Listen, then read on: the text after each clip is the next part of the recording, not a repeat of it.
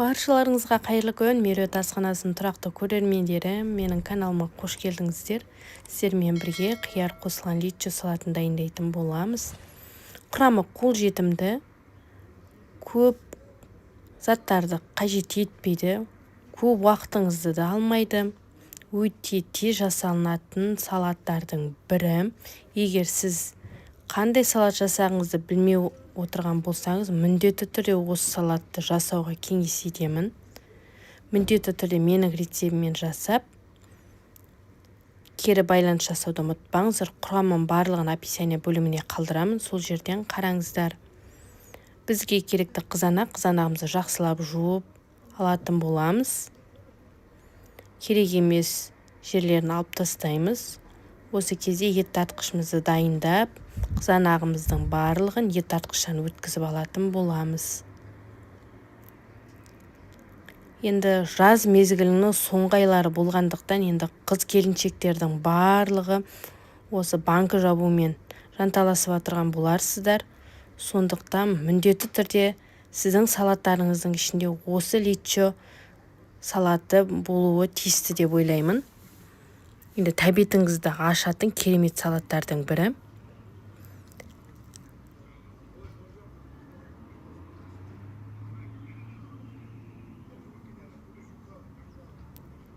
Міне қызанағымыздың барлығын өткізіп алдық.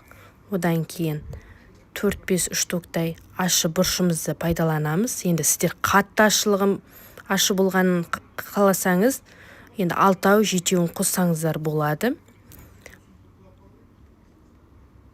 Мен 4-5 пайдаландым. Одан кейін сарымсағымызды, чесногымызды жапырақ тәріздес етіп турап алатын боламыз.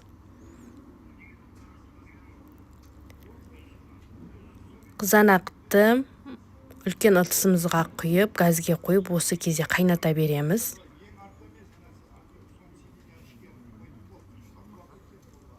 Қызанағымыздың бір 25 минуттың ішінде қайнап шығады. Одан кейін жаңағы ащы бұрышымызды, сарымсағымызды салатын боламыз.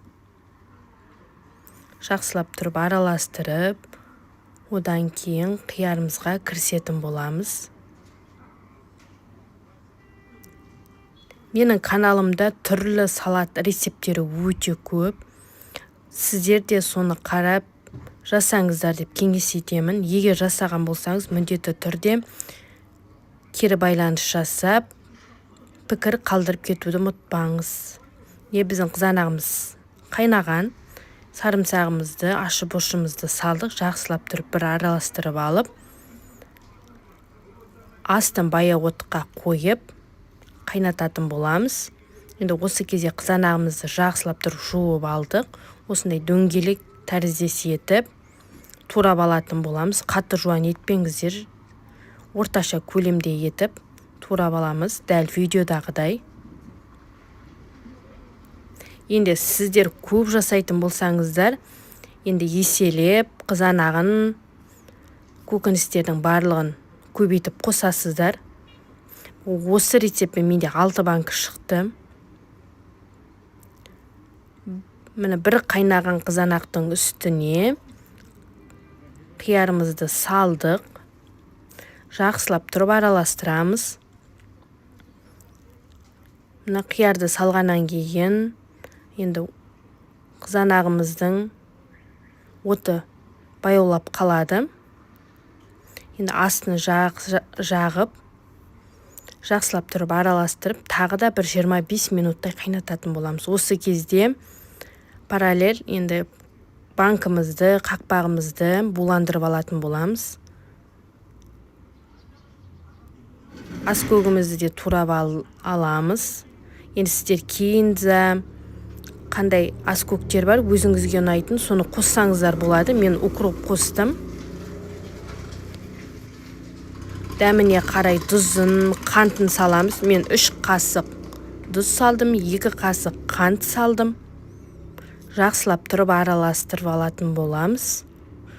Одан кейін орташа отта қайната береміз.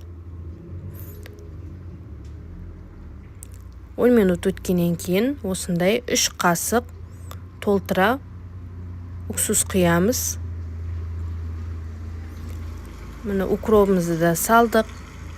Сұйық майымызды да құямыз. 150 миллиграмдай сұйық майымызды құямыз. Жақсылап тұрып, араластырып,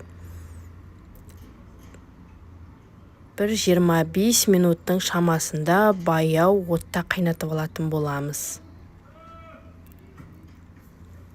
Менің рецептім сіздерге ұнайды деген ойдамын. Сіздерде жасап, жанұяңызды меруерт асханасымен бірге қуантып қойыңыз. Енді жазда жасаған банкілеріміздің, салаттарымыздың барлығын қыста рахатын көретін боламыз. Өте дәмді, тәбет ашарлықтай салат. Міне менің салатым дайын болды. Буланып тұрған банкілерге құйып, бетін жауып, айналасын сүртіп, дайындап қоятын боламыз. 1 сағат жарымның ішінде сіздің салатыңыз дайын болады. Келесі кездескенше сау саламатта болыңыздар.